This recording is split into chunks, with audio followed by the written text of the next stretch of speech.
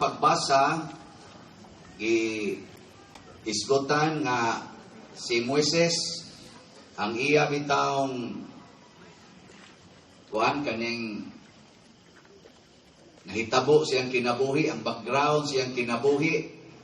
Kuyaw-kuyaw po, no? Kailan mong Moises? Isa mo nas Moises. Wow, masaday mong kailan. Siya mao'y nagluwas sa kaulipnan sa mga Israelita dito sa Ehipto. Ida niya ngadto padulong sa yuta nga gisaad ang lugar sa kagawasan aron mahimo silang usa ka dako ug gamhanang nasod gikan sa kaulipnan sa Ehipto ida ngadto sa kuan siya na moy hero anang istoryaha. Tanawa mo atong kuan katubitang sa titawag to crossing the Red Sea o siya ato nakaingon purting lingiga ato niya. Pero ang iya di ay sinugdanan patyunon to siya bata pa kay mo may bando sa kaning hari sa Ehipto nga patyon ang tanang mga Hebreo nga batang lalaki. Otong kani sa noong naong nato usahay murag mo say maingnan nganong di ta mamatay dayon. Kay matod padres unang pagbasa pagtanaw niyang gwapo ug kadto pating itong naong nako pagtanaw sa bating naong patya nagritso gwapo man adi wa dayon patya gitago-taguan usa mura bang nalangan ba ana lingi ako na imong tupad angayan ba ng patyon o angayang taguan asa may tanaw Ginore musga. ay lang sa gibutangan mga pare kay mo pajutay kay pare inyo bagyong patyon isod kayo kisa ra kay mabuhi namo diri no sa tubangan. Pero nakatabang ang naong nakatabang ang naong. Pero dili tingali to kaambong nga kanang pares ato ba nga human standard do na toy laing kaambong nga nakita ang iyang inahan. Diyos nun nga kaambong. Pasabot sa naong palangdaan sa bata pagkatao, gipadanag na sa Ginoo ang iyang misyon nga usa kini ka talagsaon nga bata mo nang respetuin ni ayaw ni gidlit sa igsa dito sa Nile River. Anak. Ug mao to nga mitubo siya hangtod gyud nga nisugod na siya sa iyang pagbiya kay nahimo man to siyang sakop unta sa harianong banay sa Ehipto kay gisagop man siya isip anak sa prinsesa sa Ehipto pero nibiya siya, nikagyo siya tungod sa katong hinungdan atong nakapatay siya og usa ka Ehiptohanon. Pero mo na ni ang drama siyang kinabuhi hangtod gipili siya sa Ginoo og bilambo nahimong hero siya sa nasod sa Israel. Diri sa atong ebanghelyo di ay mga taong nindot na kay tan-awon. Ngano man gihimuag milagros Ginoo, purting daghanang milagro yang gihimo dito sa kaning sani Corazin, sa Bethsaida, labi na gyud sa Capernaum. Purting daghanang milagro niya dinhi kun tanaw niya mga milagro ni Kristo dinhi nang hitabo ani mga dapita. Pero ang mga tao dito nakita ni Hesus ang ilang kasing-kasing nga di gyud kamaong maghinulsol. Muna imbis unta nindot na kay sila kay dito gid ang Ginoo gasigig himog milagro, warningan ano ni Kristo noon. Alaot gyud mo mga tawhana mo. Kaniro nga tong panagpundok dinhi unsa man ni? Nindot ni o bati? Nindot. Sugsuga mo no? Nindot. Duka pang matingali mo ba? O diha, kini ka nga tong panagpundok dinhi, muda ka ni nato, mudasig ka ni nato sa paghinulsol sa atong mga sala. Napa mo isala ron wa? Ingon mo mudasig, napa man lagi? Pangutana ko doon na imong tupad, para sa mamatasan na, kablinta ba? Ingnaon sa roy imong sa, ingnaon sa roy imong sa, ya. Kamu ba, pag tinanaway sa muda, kamu mga lektor, may magay mo mubasa diri, may magay mo mukanta, pero may magay mo isa, klaro man ang mga naong ninyo. Ay, apil to mga madring to as loyo Nabuutan kay nagnaon, gabilo-bilo man na, pero sus. Pariharagin na sa gasutana. Labi na gining gawali. Mo na, sugod karon maghinulsol na tas ato mga sa. Kay di ay question kung nagpuyo o di kuyog tas Ginoo, nagpuyo ang Ginoo ba nato sama ani karong maong kahimtang, di ay nimoy kasiguruan nga di ta maimpierno. Usahay gud king, grabe kay gingon ni Kristo, inighukom mas mupabor pa ang Ginoo sa taga Sodoma nga gisunog itong ilang syudad, porting gilaras na hitabo dito gisunog gud tungod sa ilang kangilad, pero mas mupabor pa kuno ang Ginoo kaysa mga taong nakatagamta og milagro pero dili ka maong maghinulsol. Unsa may mga timaan nga kita naghinulsol, diba mo?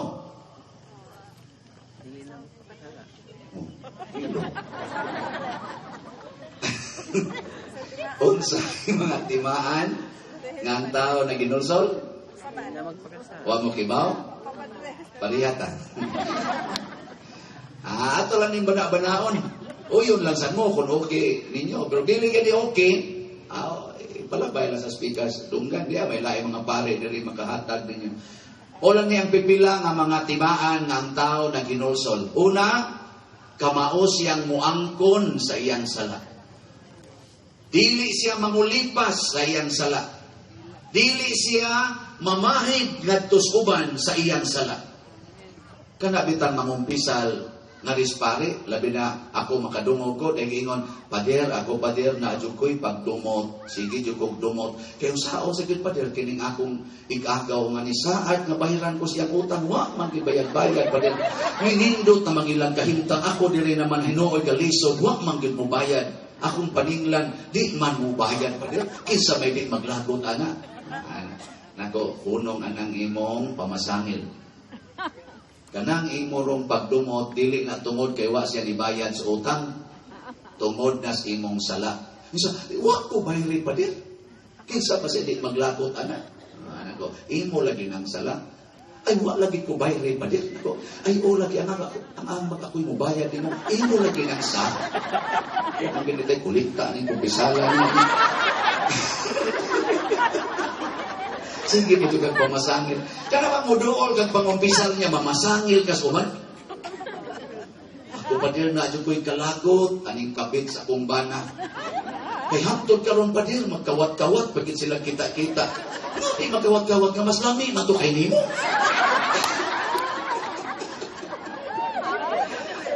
Usang na imong tanaw diha na. Namo mo ato magit siya dito naam ginunta kas tupad. Ato ba, luod na ka. Kato, exciting pa.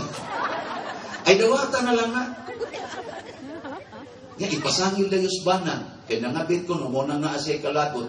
Ay, aoy, ino kitang sa. Ang puna ba? Ay, di tinood. Tinood na, dili. Inangkunay tagsa, ha? Inangkunay. Di dyan ko mo ingon, natungod, isigihan kong kuyog sa Madrid, unay naitabog na mo. Hindi rin yung di magtupad ng hinda, warag yun, naitabog. Di ba, sister? Yung kumpiyansa sa ng Madrid. Nga naman, hindi ako isa. Kung sa may isa niya sa akong kasing-kasing, ang kaulag niya sa akong kasing-kasing, mawa na ko hinulsuli. Nganong naglakot ng kasimong bana nga nangabit tungod kay naa sa imong kasing-kasing ang pagka masukanon pagka madinungtanon nga wa nimo hinulsuli gasugod pa na tuwag aka maminyo hangtod karon naminyo nakatiwasuno ng imong edad naalagyapo ng kalagutan hinulsuli na.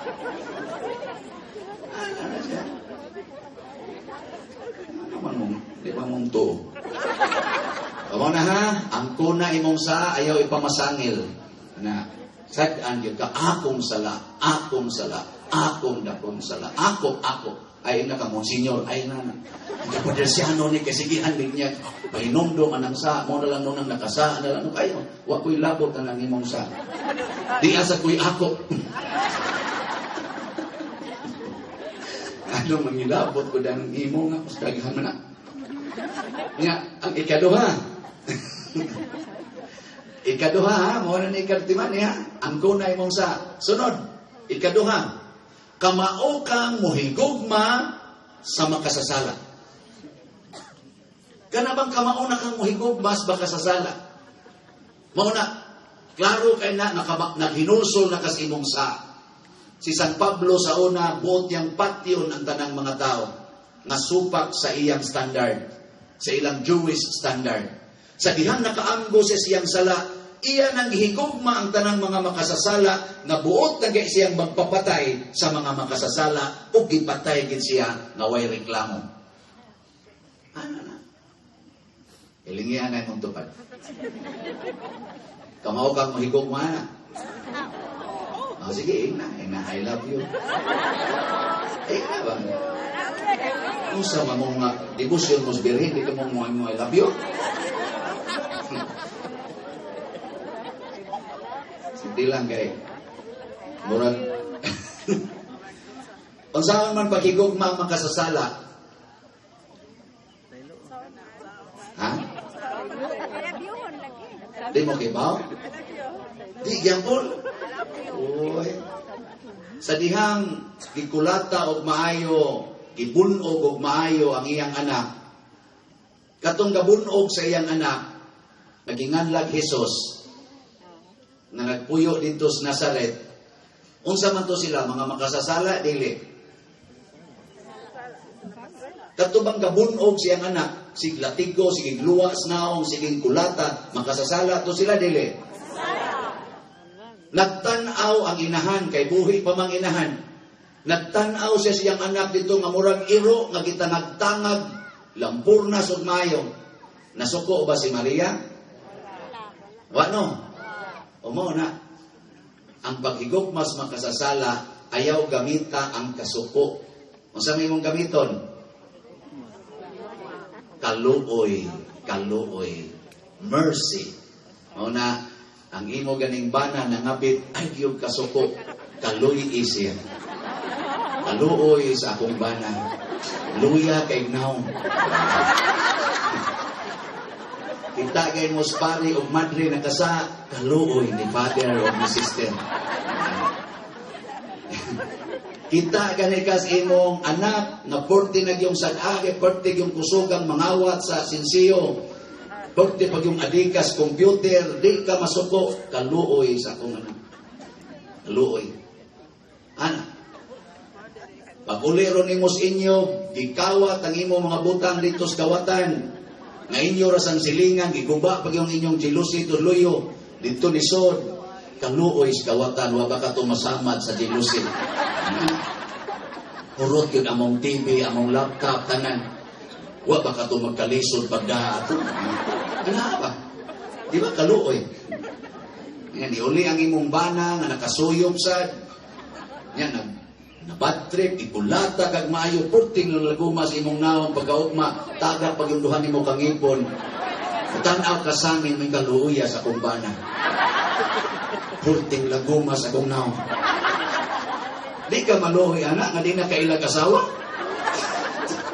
Di ka maluoy, anak. Ha? Anak, mo na si Kristo sa diyang guba na kay siyag naong, ang iyang gisulti, amahan ko, pasayloa sila, kay na sila masayod sa ilang gibuhat. Mo na ginon, Jesus, naluoy siya. Huwag man mumutubo sa akong iba. Huwag ito yung uyano, ano yung nanata. Ari na tas katapusan. Tululay akong ihatag mo sa tuyo na. Angkon sa imong sa. Sunod, maluoy ka, mahigugma ka sa makasasala. Ang ikatulo, kanimo'y pinaka-importante, kamauna kang manghatag. Kamauna kang manghatag. Mabutan di pahinumduman taron gifted to give. Kay ang labing dakong sala gironatong panahon na kinig yung kadaw. Unsa man ang kadaw, kanabang siguruon nimo imong kaugalingon, dili ang uban. Ang byuda nga nihatag og duha ka dako dito sa sudlanan sa templo sa Kulikta, gidaig ni Kristo. Nga naman, kay ang byuda mihatag sa tanan nga naa niya alam sa Ginoo, bahala na ginighuman ana, wa na siya kanon. Kamu, naa mo anang kasing-kasinga? Wa? Ang pagwa na lang mo na nga. Basin sa karon, magsugod na karon, no? Basin magsugod na karon, kaya nakaibaw naman mo sa pag-hinulsol. Sugdi na karon. Unang naataroy mga envelope ngay panghatag. Kaya ni ay makaluluoy kayong project din his kapilinha. Nag-upat pag taong kabim ang nabutang. Uman sa pila na ni gidugayo niyo. Usa ka tuig. Ito pag si Bishop. Usa na ko rin katuig. Upat pa kabim ang niana. Usay pasabutan ni. Musaka man ang bim basta na ay budget. Musaka na. Pero huwag ang i-budget. Mag-isod og saka. Kanya, ang sunod ani, mga trasis naman, manungtong katong trasis o way budget? Ha? O mo na, kamo nga kamaunang manghinulsol, nahigugma nas makasasala, apil na ning nagwali, labi na yung Monsignor Ruben, nga mo'y nangulo din ni, o ni Father Lindon, kaluy in town kami. Panghatag, no? Muna, doon na tayo panghatag rong mga envelope. Muna ni ang sinugdanan sa atong pagpakita, sa atong pagkukigugma sa simbahan, labi na din sa atong sentro. Diba, ako mo ito i-announce, na tayo ipamaligya nga slots, nagitawag o Mary's Healing and Deliverance. Tagpila to? 1,000. Nakapalit na mo? So di na nakaroon. So na, inyo nang ipamaligya, inyo nang paliton, inyo nang ipang-deal dito sa inyong mga silingan. Kaya doon naman ko'y gitawag sa kaning kusog ang negosyos Pilipinas nga purtig yung daghana aning nangadato kana yung drugs, kanang illegal drugs pa. Naadihay duha ka nakapadaghan ana nganong nidaghan ag maayo. Unsa man ang user o ang poser. No, kana sila ginaugwa ng user o poser, why mahimo ang drug lord, patay ang drug lord. User o poser. So kamurong ni adin unsa man mo, user, poser. Kinahanglan sa mo mahimo mong user, una mo poser. So mo palit o sa ta, apil sad ko, ambot mo apil pa ni sila. Basta mo palit o sa ta, nya kung magpalit nato, ato sang agnihon ang uban nga mo palit. Ang atong gikinahanglan nga mga slots 30,000. Ang atong yung budget ini is 32 million. Nga atong gi-divide into nakuhaan naman ni siya, pero sa last po namong meeting ning express po din tao ng ato din ning contractor nga 40 yung pag-jack up sa mga one in town, precious materials.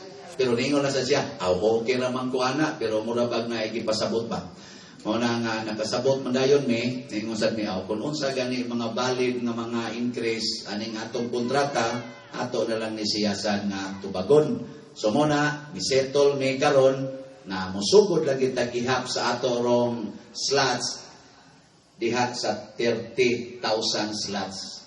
Na kinahanglan tag 30,000 slots aron makahumanta niya itong project.